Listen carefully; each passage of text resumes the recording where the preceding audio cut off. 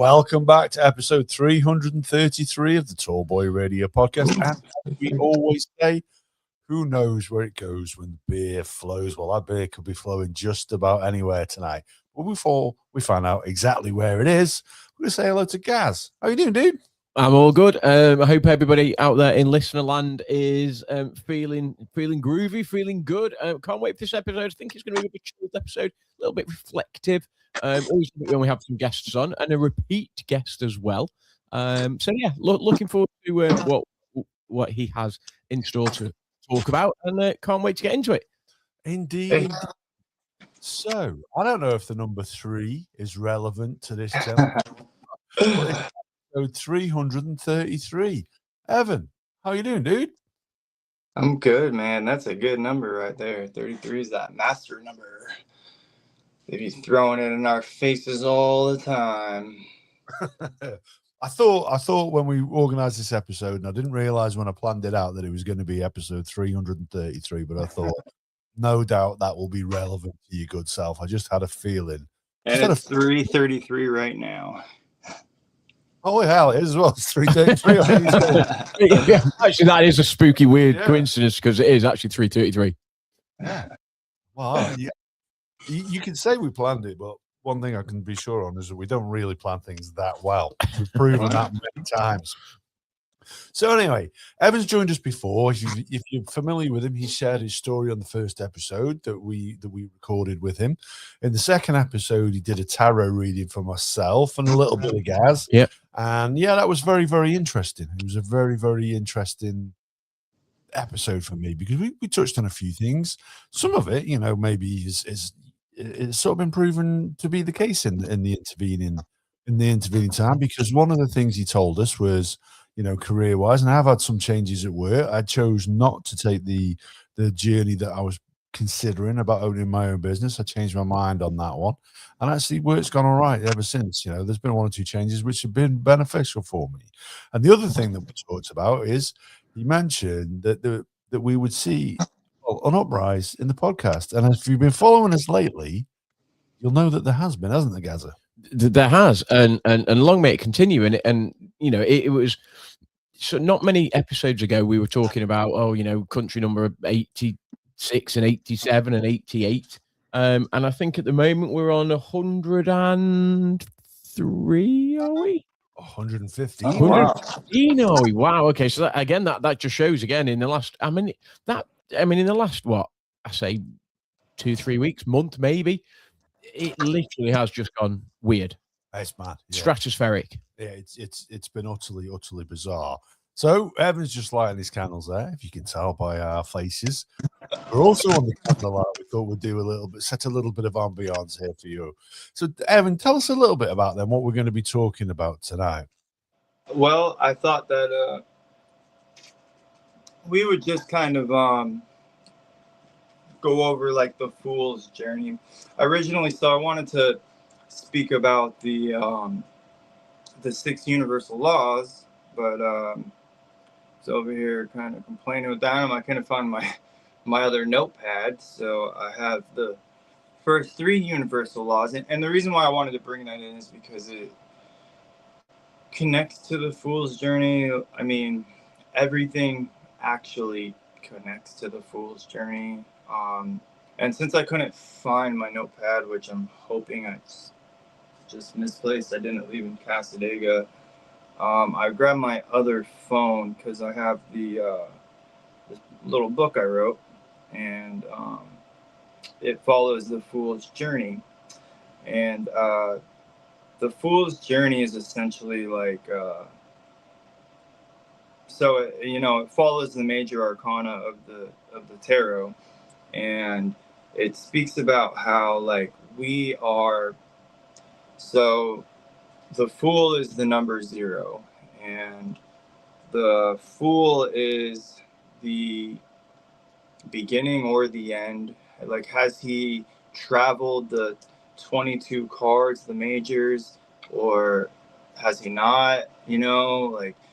It's like he's in this kind of void spot, and the fool speaks about taking risks and having freedom, and you know, and in the beginning, it might not be as calculated. It might be like a sign for, you know, it's like something's telling me that I need to go and do something, and, you know, go out in the mountains or whatever it may be, you know, and you kind of have a direction and where you like an idea of like this feeling, but you don't really know what to do. And like that's when you start to step into the archetypes of each card and how it, you know, there's a theme behind each card, along with like an astrological placement, a planet, a musical note, an organ within the body. It's chakras, light wheels, meridians is the tree of life. It's Hebrew letters. um, when you start to break it down and start to like really like be able to like digest it, you start to realize that it all comes back down to like yes and no, or like male and female, or up and down, or like left and right, you know, yin and yang. And you know, like it's always broken down in like these sections. Like, you know, it can start with like let me give you an example before I start into the Fool's reading. The Fool's journey. So just as you're saying there, then Go ahead. are you sort of saying then that everything's more or less binary? Um,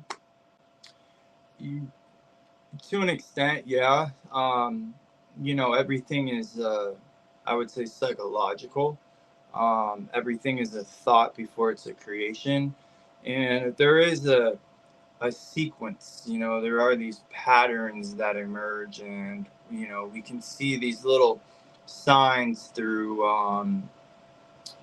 you know, little manifestations of numbers, or you know, like symbols, or just coincidences, you know. And it really comes down to like the sense of wonder, you know, like that's what the Fool is about. It's about not falling on like solid foundational beliefs and becoming stuck within another archetype of another major arcana. Because you'll hear a lot of people say like, oh, you know, I'm the empress, or I'm the high priestess, or I'm the sun, or I'm, you know, this is my card, this embodies me. And well, okay, like maybe like you can connect to the characteristics in a certain way, but like that's not who you are. That's a moment within your life in which how you feel and what's going on, and you need to be prepared for the next step. But too many people get stuck on these things. It's like chasing the dragon, you know. It's like, you know, somebody's been really depressed and they think it's all over, and then a couple of days later they feel better and they find hope and inspiration, and then, you know, I'm over here like, hey, be careful, you know. And then next thing you know, they're over there with the devil now, you know. Like now they're chained up and back into these old patterns because like they thought everything was different now, and they can continue on these certain habits, or you know what I'm saying. Like Yeah. it's people fall in these archetypes and they get stuck. And you know, sometimes you need people to sit there and wake your ass up. Yeah, I think we all need that from time to time, don't we, Gaza? Yeah. And you know, the like this is what I tell people all the time too, especially like the people I deal with a lot of people who actually like are like legitimate readers through, you know, the big group and a couple other bigger groups I run. And I've noticed that like a lot of people, they kind of it's like they got away from the structure of what spirituality means. So like somebody would say something to me that's bizarre. Like they would try to say that like I remind them of a certain animal and I'm a part of a certain clan or something like that, or like these spirits, you know, like this spirit's the one who tells you this or that. And I'm like, okay, I understand like what you're trying to say, but I gave that stuff up a long time ago because I follow the Most High. and I don't need to listen to all of these other spirits that you're saying, you know, which really, if you fundamentally break it down, it's actually the elements, but the elements get twisted up with your senses, and it always comes back to the divine reasoning. It's like, you know, you wake up and like you have things to do, right? Like say like you're feeling lazy and like you just gotta wash the dishes and like do some chores, but you put it off and you doom scroll on Facebook or whatever. Um, that feeling is not going to go away of what you need to do, and you're avoiding it, and it's causing anxieties, you know. And then you do anything you can to avoid this, and this is like this is not taking the path of least resistance. You know what I'm saying? Like when you need to do something, like you need to go ahead and just get it done instead of fight with yourself about it. That's what people tend to always mess up, you know. And like that's like the main story of the fool's journey. People play this game of telephone and they hear things from other people and these stories or experiences, and like it's like they break off all these little pieces of what they may have learned. And this goes with religions too and stuff, and why some people are so turned off on religions, you know. Is because some pastor or priest like did some shit that, you know, like rubbed them the wrong way when they were young, or like, and it's because like you're hearing others' interpretations of sacred scriptures that you have not even been curious enough to really dive in and like see what the true meanings of it all is, which comes back to astrological realms. Like it comes back to meridians within your body, you know. I mean, I could go on about this, like the 144,000 people who go to heaven, you know, those are like, it's not, it's not 100, it's like not 140, like how people think. You can look at it like this. We got 7 chakras. If you take the first 6 chakras and you times, if you take the first 6 chakras and you times the petals, you count how many petals there are and you times it by the 6, you get 144. And then if you times that by the 1,000 petals of the crown, you get 144,000. And then if you go into the meridians, it's the same exact thing. It comes down to 144. It's these numbers, these angles, and it's within numerology as well. Like 144, 1 plus 4 is 5 plus 4 is 8. There's every single angle or angel comes back to like a 3, a 6, or a 9, like 72 degrees or 180 degrees or 360 degrees. Or, you see what I'm saying? Like all these like very specific angles that are like fundamental, like principles of life that are basically man-made, because there's no such thing as straight lines. So that this is like a blueprint of the reality of this creation. But as soon as we write it down, it becomes a void of God for its dogma. And then people fall in these dogmatic realms and they hear these stories about these light beings with blonde hair or some shit that come down and talk. And I'm not the one to dismiss it, but it's hard for me to understand, like, because I feel like there's so many people out there who are liars. And that's the thing about spirituality, is that it just seems like there's a lot of fake people. And I can't believe I'm saying that, like, you know, live on this stuff, but it's true. And I guarantee that many people would agree with me, you know? Yeah, I think you're right. I mean, I know, guys, how are you on spirituality together? I mean, I'm not a huge God believer as such, and I'm certainly not going down the religious route and stuff. I think I'm more, I say, fascinated, intrigued by what you've just said in terms of everybody has a connection to either like a mineral or a substance or what, and is that everybody, or is that just certain people that want to believe in spirituality, or is it your belief that sort of everybody is connected to something in some way? Right. So check this out. So I was actually, I was camping outside last night. I've been doing it every night for a while now, and I started to question. Like I had this conversation which I normally don't do with one of my mom's friends. And my mom's an atheist. She's got a friend in a group of atheists. And,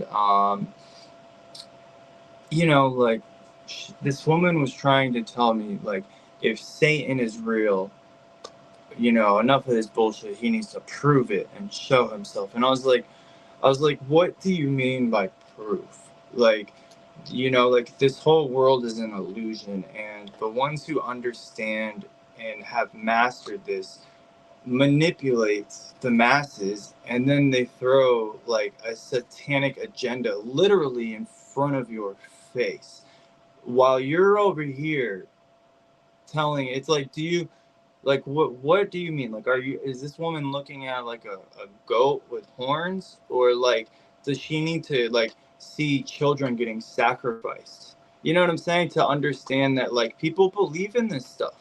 You know what I mean? Like, that's the whole point of it. And like, so I told her, and I was a little rude. I said, look, like, you go ahead and you can believe in your votes and, you know, faith in the government. I'm going to believe in God, and, you know, like, and I'm going to believe that my soul has a true purpose, and I'm going to move on after this death, and your soul will die with your body. And that's your belief. Everything's a thought before creation. If that's what you truly believe, then like your soul is worthless, in my opinion. And when it comes to that, like, I'll break it down a little bit deeper, because like, it's not.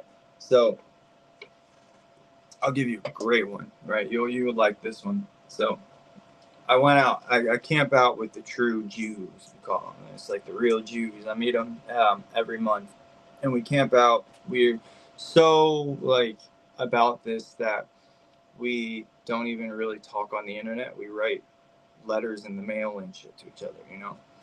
And we were out there camping, and Nobody and I, my boy Nobody, we were talking about how we were talking about the original Latin meaning for the word the devil. And the original meaning, it's phosphorus. So it comes from like phosphorus. And finally our buddy showed up, Paul, he showed up, and he had to go take a crap out in the woods, right? So he went out into the woods and he dug a hole, and he looked into the hole and he saw this bright green glowing thing. He's like, what is that? And like, he had to turn off his phone and the light on his head because he wanted to make sure he wasn't like tripping. And like, he pulled out a bright green glowing grub right under the moonlight, and it was a full moon. You know what I'm talking about? Like those green glowing gloves, or I think so. it's I don't think it's bioluminescence, but like it I could be wrong. That might be what it is, but it's that color. So he went on this whole like rabbit hole, and he came back and he was like, dude, you gotta check this out. Like, so he found out that the green glowing light from this grub, it's called the Luciferian phase. It's a Luciferian light where phosphorus, the devil, has a chemical reaction and turns into Luciferian light. So the devil turning into Lucifer. We're like, okay, that's weird, right? So what's the devil? Like, or so what exactly is phosphorus, right? So we go into looking up what phosphorus is. And phosphorus is one of the main ingredients within our bones that it's actually a poison. And as we get older, we get more phosphorus in our bones, and that's what hollows our bones out and kills us as we get older, right? And we're like, okay, makes sense, right? And then phosphorus, and then I was thinking about, oh, now I can kind of see like the whole things about like, you know, someone bursting in a ball of flames walking into church, or like, you know, smelling rotten eggs when you see a demon presence. Like, kind of makes sense, like just with this, right? So we looked up phosphorus, and then we said, okay, so phosphorus. So Lucifer is the all-bearing light. He's the one who gets encapsulated within his own light or his own ego, right? And then the opposite of that is Jesus, and Jesus is the morning star. and he is the all-encompassing light, one that doesn't get indulged in it, and he's like recognizes the light, and that he's still like a human, but he's still that of divine. Like, he doesn't betray God and think that he's, But anyways, so we look up Jesus, and then we look up what the opposite of phosphorus is. The opposite of phosphorus is calcium. Calcium hardens our bones, right? So we're over here and we're like, man, we're on some real alchemy type shit right now. And it started to make us think. It's like, so when you see someone, like, first of all, chemicals, like experiences are chemicals are experiences in which like the individual like creates. It's a quote by Manly P. Hall. I forgot how it goes. Experience are chemicals. And it's talking about how like the way to go about things. So it's like the yin and the yang, like I was saying. Like if you were to see like a pastor who, I'll give you an example of what I did. I go to churches, and every now and then, a few times a year, and I'll go in the back and I'll just sit there and peep game. If he's doing a good job, I'm like, yeah. If he's kind of random himself up, like, I'll end up saying something and I'll walk out. And I went to an all-black church, and there was this guy, and he was doing a good job, but he started like really ranting himself up, and he was like, and in all of the rivers, they all move in the same direction, and they all go in the same line. Name me a river that goes in the opposite direction, because you can't. And I was like, well, the Amazonian River goes backwards, And he was like, really? I was like, yeah. And he had to stop and be like, huh. And he had to stop and reflect on his own beliefs and question his own like identity on like how he perceives God. And that's all I had to do. Like I saw that he was coming from a good place, but he was spitting a little bit too phosphorus and getting a little too egotistical and stubborn. So what do? You hit him with a little bit of calcium. You know what I'm saying? Yeah. Like this is how we change experiences with others instead of like going to their level and fighting with them. Like, oh, I win. It's like, I'm a better yogi than you because I meditated an hour longer. It's like, you know what I mean? Like, I thought maybe you guys would find that interesting because the original meanings for all of this shit is like, it's literally scientific. It's pretty insane. I mean, is that then? So, I mean, in terms of when you look at human understanding of the world, okay, you take it back 200, 500 years, and our understanding was very different then in terms of the chemicals and the components and what made up our body and what made up the things around us. It was very, very limited. But now we have a far better understanding of it. Sometimes when we understand something and we understand the elements and the chemical nature of it, keeping it pretty dumb here, but because I'm dumb myself. But is there basically some of the wisdom that we had before, some of our understanding of the world is lost when we look a little bit deeper into like the chemical components and nature of how things are produced? oh, dude, 100%. I mean, I've actually always had this weird theory that, like, a long time ago, like, we'll say with the Tower of Babel, like when we were all supposed to speak like one language, and then it was destroyed and whatever, and we were separated and whatnot. Sometimes I think back to like, what if we were so internal at one point that we spoke more telepathically? And it makes me think about that because of like hieroglyphics and stuff, like putting like somehow like putting like what you're trying to say within a picture in your mind, and like and it just like I think that, and then I see like all these kids using emojis nowadays, and it just like makes me wonder, like maybe like there was like a different way we went about things, and then like one day somebody was like, you know what, wait a second, let me start questioning this stuff. So let me start, like we're gonna write this down. We're gonna figure out what 1 + 1 is, or whatever it is, But before then, we may have just been so in tune with nature that, like,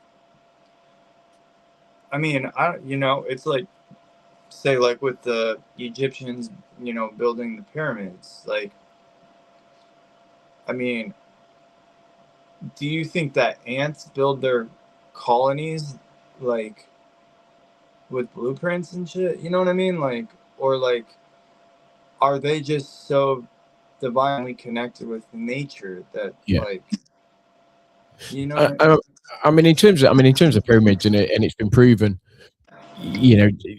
when they were built, the level of accuracy and engineering and everything else was far beyond the capabilities that we would assume was available to them at that time. So you do wonder whether there was some sort of higher divine inspiration or spirituality, or in tune with nature, or whatever it may be, that allowed them to build the pyramids in the way that they did. Because even now we measure them, that they are within, I don't know, the numbers, it's 0.0001 of a centimeter or whatever, perfectly Yeah. perpendicular. It reflects the constellations in the sky perfectly to within 0.00001 degree or whatever it may be. So, there would have had to have been something, and I suppose that delves into what you're saying in terms of having that higher spirituality, that higher divine inspiration, I suppose, in order to create that, because actually the engineering of it was far beyond them in the first place, or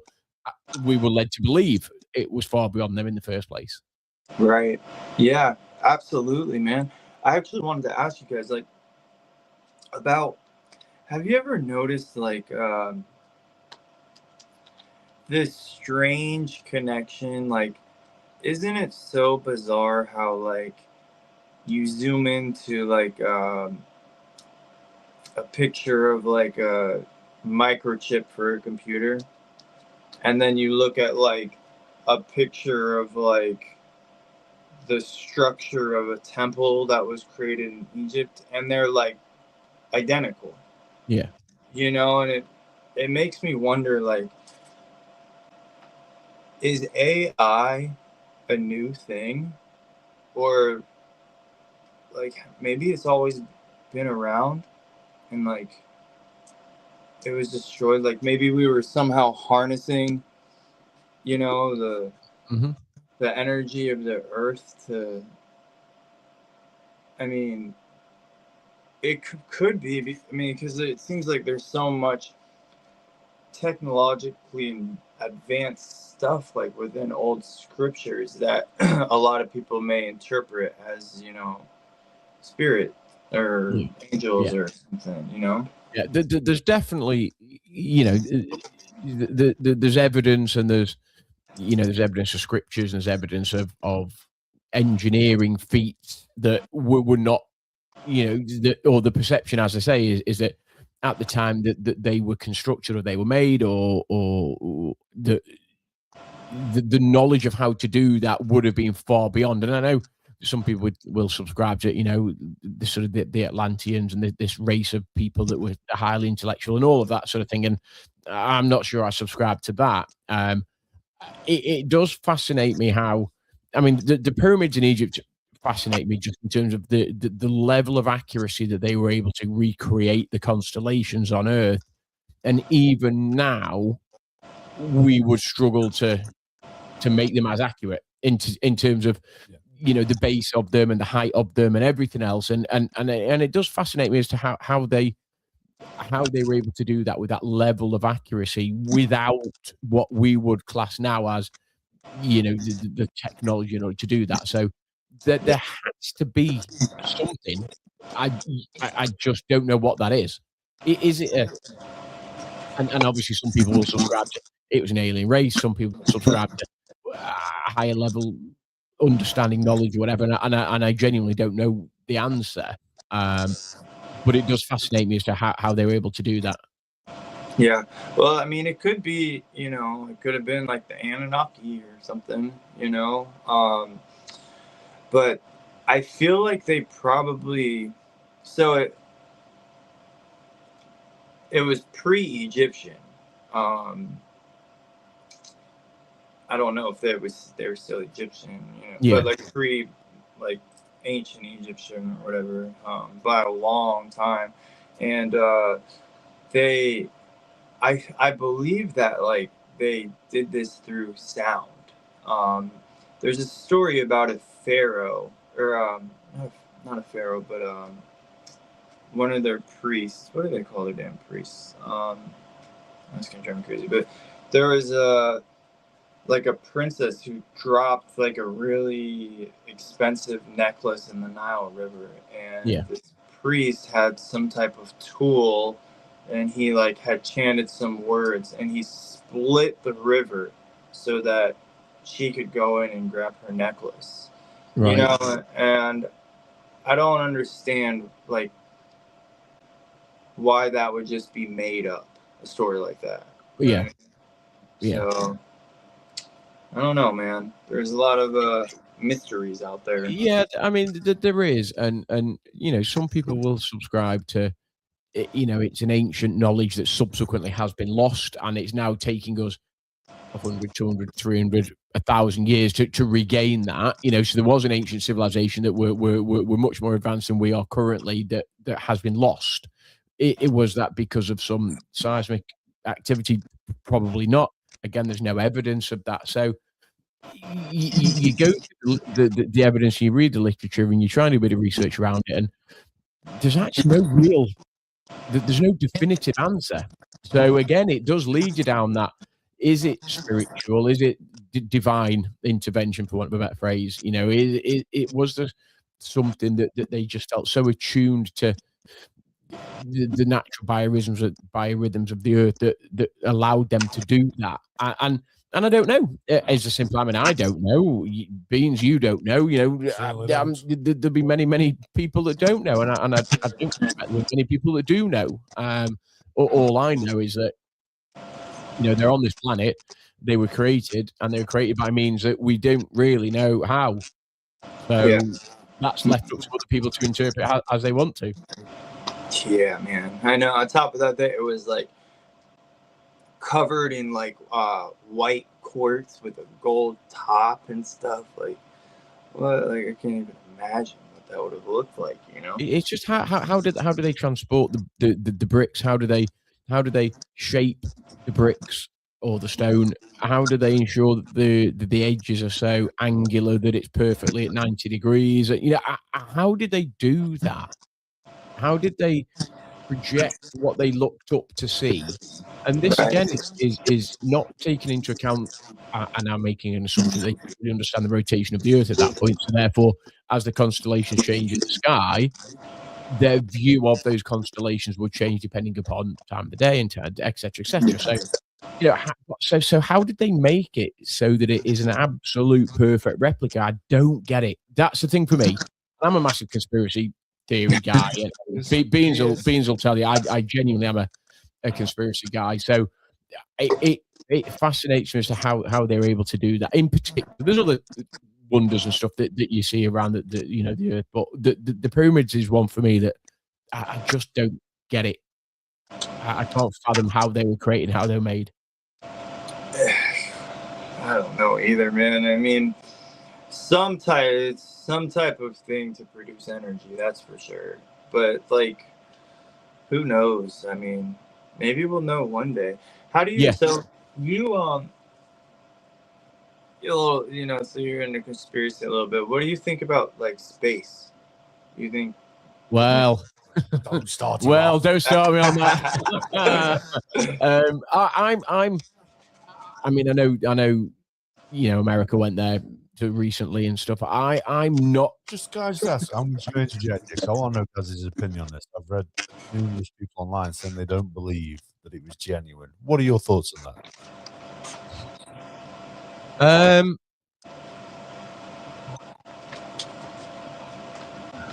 I don't know is a simple answer. I think everybody talks about, you would have to fool thousands and thousands and thousands of people and this, that. You wouldn't. You don't have to fool that many people. And there was a famous phrase, back in the day when the moon landings and all that, you only have to fool 10 people. Because everybody at Houston, everybody at ground control, and everybody else thought they went, genuinely thought they went. Yeah. The only people you have to actually fool or tell the lie is the actual astronauts that did. But even then, they might think that they went because they could have gone. I don't know. Is the simple answer. I'm not. I'm going to sound like a real proper wacko job here, but I'm not convinced, if I'm honest, genuinely. Oh, I know, Well, I know certainly whenever we discussed, obviously, those famous moon landings, time being 69, was it 1969? So, yeah, something like that. I know you've never bought into that, but I was just curious to hear your take on more modern. Yeah, I mean, and I know that lots of people say, yeah, we went because look, you got the photos and stuff, but you only believe, and I don't know whether it was a flat earther that said it. You only believe the propaganda that you sold, sort of thing. So we only know that people say they've been to the Earth because somebody shows a photo of the Earth from space. Well, that could be manufactured, and I'm not. Every bit in my body and my fiber sort of thinks, yeah, we probably have gone and we probably did go and we'll probably go again. However, I'm not. I don't know. There's just a bit of me that sort of thinks I'm not convinced. And I think there's lots of other people that are convinced that way as well. Yeah, you're not alone. I mean, the original moon landings. There's obviously the famous story about the film director. What was his name? Kubrick. Stanley Kubrick. They said he filmed it in a studio in Los Angeles or wherever it was. Shit, I did not hear that before. Yeah, Stanley Kubrick on his deathbed, sort of basically confessed to filming the whole thing and staging it in a film studio. And there's, you do a bit of research. I mean, I haven't researched it. It's not my lifelong ambition, something, but I have read a bit about it and just things to do with light sources and flags and lunar winds and starch and all of that, and like how a flag. Look, for every argument that I present to say they didn't, Beans could probably present me two that said they did, and there's a counter argument. It's back and forth, back and forth, back and forth, and and the common wisdom is that probably they did, and they've probably gone recently. I'm not convinced 100%. And I can't be convinced 100% the other way. Yeah. Because I don't know. Yeah. I'm not seeing it with my own two peepers. The thing that, you brought it up earlier, Evan. AI. You can't believe anything you see now. Yeah. I mean, the amount of AI and the level of AI. I mean, you only have to look at. I mean, it's stupid, but you only have to look at. Some of the artwork that Beans produces for our Turbo Radio. You're like, dude, that's mint. Like, that really is genuinely like pretty decent art stuff.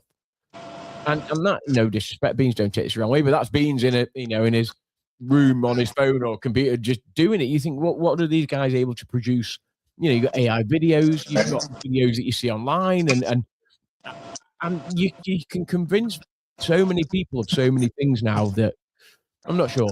I'm not sure. Genuinely, if you put me on a lie detector test and said, "Did we go to the moon?" I'd be like, "I don't know." I got like this weird. So like, I don't like. I have trouble with this one because I like really believe in the holographic universe. So I have like this weird thought. Like, I don't know how much you guys know about the holographic universe, but it's essentially like we live in a great reflection. So it's like we have the sun. I'm gonna try to explain this. It's been a while since I explained it. I'm gonna smoke my homemade cigarette. I don't smoke cigarettes too often, but I'm in the mood. I had this this was a while ago, and like I haven't spoken about it in a while, but like this is how like for some reason like I perceive like the way the stars are and why they are. Like I see the sun, and then we got the sun over here, and the sun has this like organic film around it. So it's like we have this light that shoots out of it, this big single light that shoots out of it, but then it reflects back in a singular point. So it's like coming out within, it's like a cone, and it reflects back in, and it comes out, and then it will hit our Earth, and it does the same thing with our ozone. It reflects back out, and it comes in, and it comes in as like this singular point, like a photon of light. And I feel like it's like it'll come down, so it'll reflect back out, it'll come down and say it'll hit a specific point in the Earth, come back up in like a V shape, and it will reflect back down, and it will come in an angle to start creating like a sacred geometrical shape, while at the same time, simultaneously, it's going way out here. And then when we look up into the sky, we see that light of the photon. And what it really is like a reflection of a point on the ground that came from the sun originally. It's like, does that make sense at all? Do you understand what I'm saying? Like, I feel like it just, like the lights, like it reflects off this ozone, and it creates these sacred geometrical shapes that kind of like create everything that we see. And then our perception, the way that we see, we pick it up as this, I guess, dogmatic form, I guess you could say. When really it's all like Mandelas and things like that nature.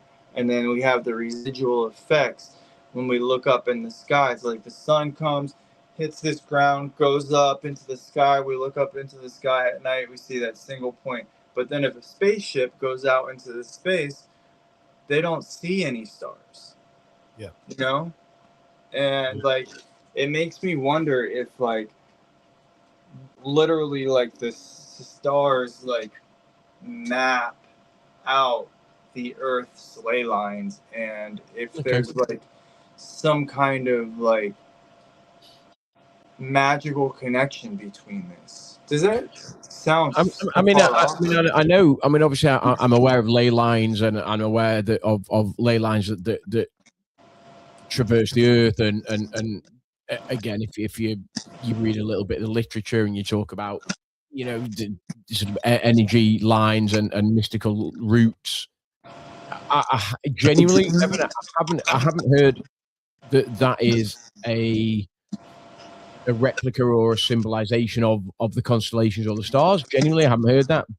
It wouldn't be a huge stretch, I suppose, to think that it is possible or isn't possible. But I absolutely understand that lots of people will say that very historical, and we have one in the UK. Obviously Stonehenge is on a very famous ley line sort of thing. And there's lots of areas and things on Earth that have very historical meaning that people will associate, won't they, with paths of energy and ley lines. Have you guys been to Stonehenge? I've been to Stonehenge. Yeah, I've been to Stonehenge. Yeah. Is there a feeling there? It's. I think for me, no, but I think because I went with my wife and 2 kids, so like kids running around it, and I think if you went with, this is going to sound weird, like-minded people, and you were there either like the solstice or whatever, and all of a sudden, and it did feel quite a spiritual place. I'll be honest with you, it genuinely did. It felt quite a spiritual place. And when you go there, you're like, and again, go back to pyramids, like, how the fucking hell did they move these stones here? Yeah. Like, because apparently the stones came from Wales, which is like hundreds of miles away. And you're like, how genuinely, how did they do that? Yeah. There's 2 types of rock there, isn't there, as well? Yeah. 2 different types of rock from 2 different places in the UK. Oh, really? And just to echo what Gaz says, again, I went maybe 2 years ago. My kids are a little bit younger than Gaz's, so I think my kid, so at the same time, I was sort of dealing with those pair and my wife as well.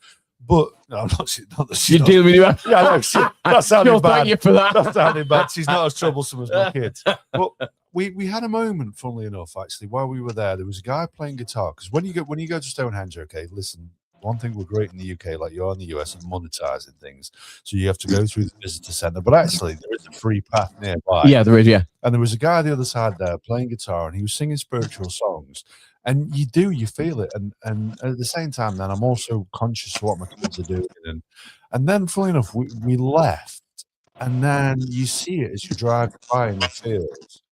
And it meant more there. You felt more of a connection with it, knowing that you were just there as you were leaving, if that makes any sense. Yeah. It is weird. You drive because there is quite a main. Is it like an A road? So there's quite a main road, and you can drive down. And you go, oh look, there's Stonehenge. You sort of look, oh look, it's over to the right. There it is. And we pulled in and then went we walked under the road, and then out into the field and got to Stonehenge. And you're like, oh okay. And it was like there was a bit of me that thought like, wow, like I'm at Stonehenge, and wow, how cool is this place? Because you go there and it is cool. It is pretty mint. And then you read again a bit more, and you think, well, the altar again is perfectly, and I mean perfectly lined up, similar to the pyramid, is perfectly lined up so that. And I don't know whether where's the camera there? So you've got I'll do it this way. So you've got like two great big pillars, and then there's a gap, and then the light shines all the way down the middle and hits the altar. Yeah. So on the solstice, the light falls perfectly through Stonehenge and hits the altar, doesn't it? Yeah. And you're like, how did they do that? Yeah. To that accuracy sort of thing, and it is a bit like not to the extent of the pyramids, obviously, because the pyramid is much bigger and stuff, but it does make you wonder, like, how the hell they did it. Yeah, 100%. Well, like I says, you see it when you arrive, you see it when you leave, and you don't necessarily get. I didn't have a connection or a feeling when I was there, apart from the odd moment, like I say, with the musician. But when I left, I felt more. I don't know. I felt more reflective about it than when I saw it when I first arrived. Like I made an attachment while I was there that I was unaware of. If that makes any sense. Yeah, that makes sense. Yeah, that makes a lot of sense. So, have you guys had? Because I've actually been meaning to ask you. Because I remember, you're pretty spiritual. You're pretty skeptical, but you do seem pretty spiritual. I think that you have a good psychological grasp on it, like the reality of it, so you don't dismiss it, but you don't buy into the bullshit either. But I was wondering if you guys had any type of mystical experience, like some type of spiritual awakening, or like something that happened, to you that like maybe you could share. I don't think. I mean, I don't know whether it is. I mean, mystical, spiritual awakening. No. The spectral world and ghosts. Yes, I genuinely believe I have seen something and I've felt something and I've witnessed something. But is that a spiritual awakening? No, I don't believe it is the same thing. I don't know. Well, that sounds pretty curious. Yeah. Well, I mean, I've spoken about it before on. Lots of podcasts. I genuinely believe that I've seen the ghost of my mum. My mum died when she was 49 years old, and I was sleeping, and I remember it vividly even now. And I was playing what you would call soccer, but playing football, and this great big chasm appeared in the middle of the pitch, and I fell. And obviously, there's always that sort of, I don't know, it's an unwritten thing that if you feel like you're falling, it's your heart having a bit of an irregular beat and it's skipping a beat sort of thing, and that's genuine sort of literature. And again, if you read the literature, it's like if you actually remember and have the sensation of hitting the ground, effectively that's your heart, that you're dead. If, for want of a better phrase, your heart has stopped, because of what a lot of people say is that when they fall, or the sensation of, and don't get me wrong, people can dream they're falling, but having that genuine out-of-body experience where you are uncontrollably falling, you generally will then wake up. And you'll wake up, oh Christ, like what was that sort of thing? But I actually genuinely remember hitting the floor. And I remember in my dream, and I remember as I was falling, and it's weird, and again, put me on a lie detector test, and I would happily take one. And I remember trying to shout out in what I felt was in my dream, Mum, Dad, and I couldn't speak. And I was like, and I couldn't shout. And I was like, and I was trying to shout, "Mum, Dad," and I knew my mum had died, obviously, because she died, you know, a few years before, sort of thing. But then I remember going, and I remember hitting the ground, and I remember what I thought was waking up, and I opened my eyes, and at the end of my bed, and again, I will swear blind to anybody, I saw my mum standing at the end of the bed. Oh shit! And she just looked over me, and then at that point, I actually woke up, and physically became more conscious and woke up. I was drenched with sweat, my heart was pounding, and I was like, "Fucking hell," sort of thing, you know, like what? But nobody can convince me that I didn't see my mum standing at the end of the bed. And people said, "Oh, it was like a dress hanging up on a wardrobe or a jacket or whatever it was," you know what I mean? And it wasn't. My mum was standing at the end of the bed and was looking at me, and I looked up and I saw her. She didn't say anything, and I didn't interact with her, but nobody will convince me that that didn't happen. Did it scare you at all? Not really. No, I think after the time I was a bit like, holy shit, like what? And I was trying to process what it was, and I was trying to process like actually, like all my rational brain was like, no, that didn't happen. No, you didn't see that. No, you didn't experience that. And then it was only really after the event that I started to read a little bit about falling and what that symbolizes when you're dreaming and everything else. And I genuinely even remember I remember that vivid feeling going and hitting the ground and then almost doing and I thought I woke up, but I didn't wake up, or if I did, it must have been something else, because when I thought I woke up, I opened what I thought were my eyes and I saw my mum at the end of the bed. And then maybe a second or a couple of seconds later, that's when I actually consciously woke up. And I remember, and then literally my whole body was just sweating. My cushion and pillow and stuff were just sodden with sweat. That's great. And I've spoken about it before, and I don't mind telling, you know, people listening to this and they, oh my God, he's a crackpot sort of thing. But I genuinely, and I could tell this story in 10 years' time, and it would be exactly the same story. He's spoken about it a number of times with me, and he has never ever deviated from exactly what's happened. Not one word. Yeah. So you know, it's that a spiritual awakening. I don't know. I don't feel as though that was an epiphany, and it was like, oh my God, now I've got to go and do this, and I've seen the light, and at the moment, I didn't feel that. But I do genuinely feel as though I've seen my mum's ghost, because she died and she was standing at the end of the bed. Yeah. Oh wow, man. And as I say, I've spoken about before on different episodes of our podcast, and you know, I'm not ashamed to talk about it. I'm not afraid to talk about it. It doesn't scare me. I think a bit intrigues me, if that's the right word. But yeah, as Beans has said, I first told the story years ago, and I'll not long say after it. it happened. Yeah. So that gives me a good idea. I think maybe next time, you know, I used to be a ghost hunter. Really? Yeah, I used to have a little thing called No BS Paranormal. My YouTube got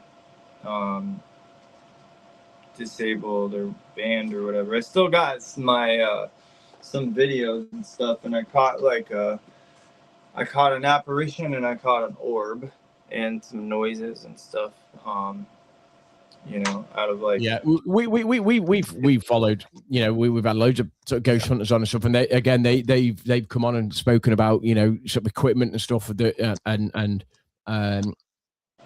sort of equipment that they've used, and they picked up sort of sound, and they picked up sort of different, not the visual world, but whether it's like a spectral thing, and there was like various sort of things that they can monitor and stuff. So I'm a bit of because of my mum, obviously I'm a bit of a believer in ghosts and stuff. I genuinely feel as though we had a guy that guested on I said guested, he was sort of a co-host, guested quite a few times. He was something, was it his dad that he said was it he felt as though he'd seen his dad out of the room and stuff, and so you know we've sort of. I believe that there's something. I don't know what it is. I don't know whether you do or not, Beans. 100%. You know, when I was very young, similar sort of thing to Gaza mainly. You know, but not as profound, I have to say. My granddad passed when I was quite young. I can remember an occasion I was just walking past my bedroom. My brother had a piece of paper in his hand, and I don't know what it was, but I felt fear. Like literally, I was scared within an inch of my life. That my life was at threat, and I didn't know what it was. My brother was just looking at this piece of paper, and he had a perplexed look on his face. Now, my brother's 3 years younger than me, and when we questioned my mum about what it was, because none of it made any sense, we couldn't make any sense. When my granddad had passed, my mum, in her way of sort of dealing with it, had contacted a psychic, and she had sat down and talked to her, and she said this piece of paper was a message from my granddad, my mum's dad. And as she was writing, she held her hand like that, and the pen was rested against her hand. She was not gripping it, and she wrote this letter. And I'm getting goosebumps now, just remembering it, to be honest with you, because I remember having like this profound fear of something, probably because I didn't understand it, without knowing what it was until it was explained to me where it had come from. And I still to this day I find that very. I was probably, I don't know how old I was, maybe 9 years old, and my brother would have been 6. But yeah, maybe a little. Yeah, I'd say. I mean, when I saw you know my mum's gifts, I would have been so 28, 29, sort of 30 type thing. You know, so I'm not like a young kid. You know, I was a grown adult. You know, that's just what that's what I felt. And there will be lots of scientists around that will have said, no, you couldn't possibly felt that because you would dreaming or this or that. I in my mind, I know what I felt and I know what I saw. And nobody is gonna convince me that I did or I didn't. And that's. But yeah, we've had loads of people on as guests on our podcast or ghost hunting and stuff. Yeah, and it's a bit of a both me and Ada. Sounds like it kind of sounds like the movie Inception or something. You know, like levels of dreaming. You know, like that's wild, man. Like both of those stories are pretty remarkable. I appreciate you sharing them. Yeah, no. And as I say, I'm not. I don't mind talking about it. People ask me, I'll talk about it. I'll tell them. I genuinely do believe that I saw something. Well, I say something. I saw my mum, and obviously that then leads me to believe that there is something, and whether there is a passing of, I don't know. But yeah, nobody will convince me otherwise. Yeah. Well, next time I'll definitely jump on. You guys are awesome, man. I'd love to join again sometime. I got a couple crazy stories when I would ghost. Cool. I used to like ghost hunt I used to go to demonic locations. Yep. I wanted to try to catch like a true demonic entity, you know? And there was 2 places, and one place like fucked me up pretty bad. I got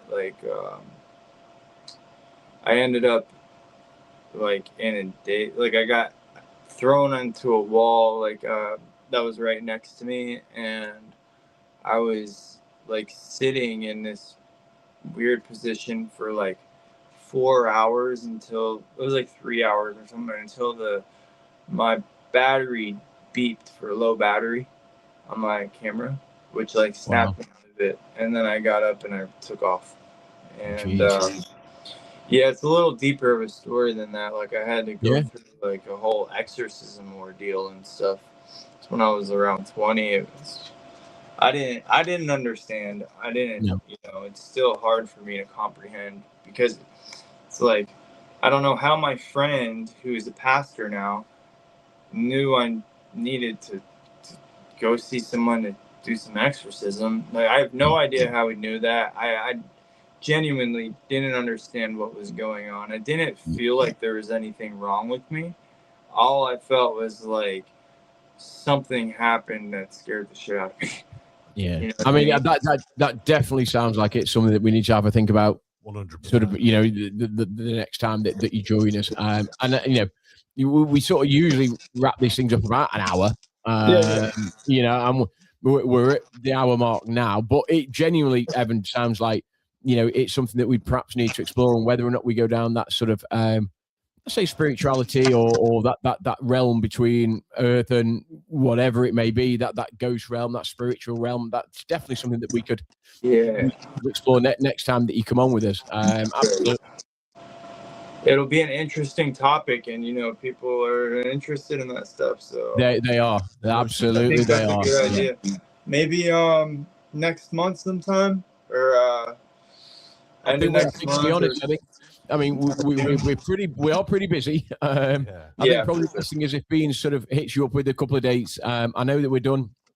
Where are we now? We're pretty much we're done for May and probably start of June, aren't we? So you're probably looking at a couple of months, I would imagine, because we are stacked at the moment. We are booked. Awesome, man. Yeah, we're booked up nearly to the end of June. Yeah, I'll drop you a message on the back of this, and we'll make sure it happens. Yeah, man. Cool, man.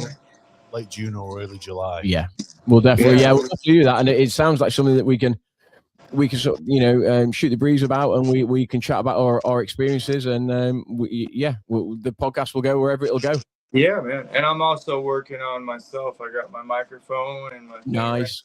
I'm gonna start my own YouTube channel here eventually once I gotta figure out how the green screen works and shit. And like, I'm gonna start creating my own little reels about the Fool's Journey.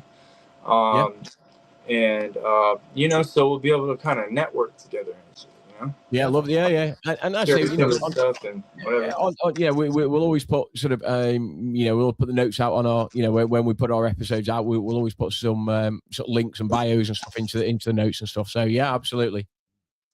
Cool, man. All right. Well, it's great talking to you guys. Indeed. It just leaves it to me to say thank you very much for joining us, Evan. If you'd like to say goodbye to our listeners. Yes, whoever's here, God bless you. I pray that your family and you are safe, and you guys have a very, very wonderful rest of your week and weekend.